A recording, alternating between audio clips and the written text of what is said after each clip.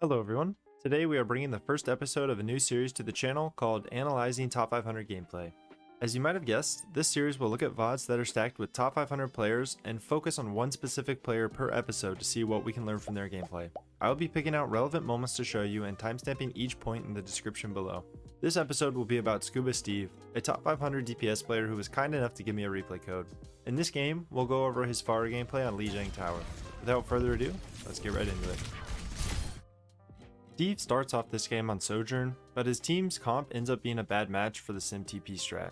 The first thing to note here is how fast he swaps. After one fight, he realizes that Pharah would be able to get a lot more value since they have no way to deal with her and immediately makes the change. One of the difficulties of playing projectile heroes is predicting which way the enemy wants to move, especially in open space where they're strafing. Once Steve starts targeting the Symmetra, you can see he shoots his first two shots into the middle of the courtyard because Sim is up against a wall and she can't move further to the right, so the most likely scenario is her moving to the left. The Sim also realizes this and stays near the wall to avoid as much damage as possible. This lets Steve land a perfect concussion blast directly behind her, which allows one free direct hit. The follow-up shot is easy as well, because when you get displaced, your gut reaction is to move back to where you were.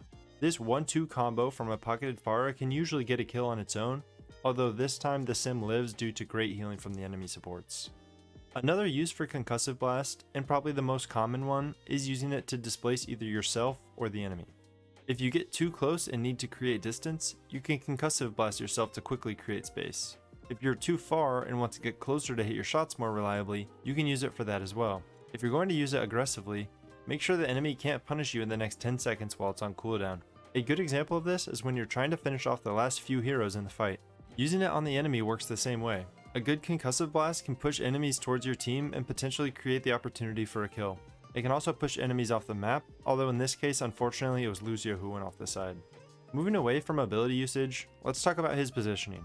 You'll notice how he starts the game flying around in the open, not worried about where he is. While you usually want to be near cover, Steve realizes that there's no threat to him, and that gives him a lot of freedom to play how he wants. Later into the first round though, they switch to Cassidy and Soldier, and you can see Steve immediately adjusts and plays around cover on the point. Another position idea that Steve showcases well is dive bombing.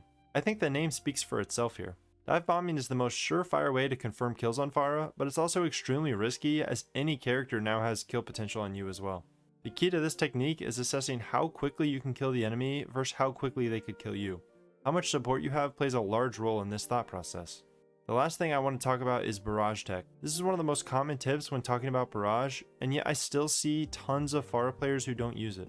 Right before you Barrage, you can shoot your primary fire once to add an initial burst of damage and kill the enemy much quicker. You can see just how fast Doom and Kiriko explode in the clip.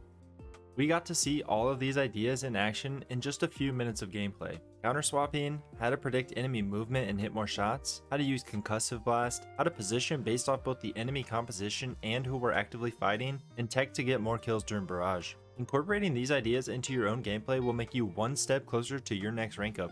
That's all for today. Let me know down in the comments below which hero you want me to analyze next. I hope you enjoyed, but more importantly, I hope you learned something today. See you in the next one.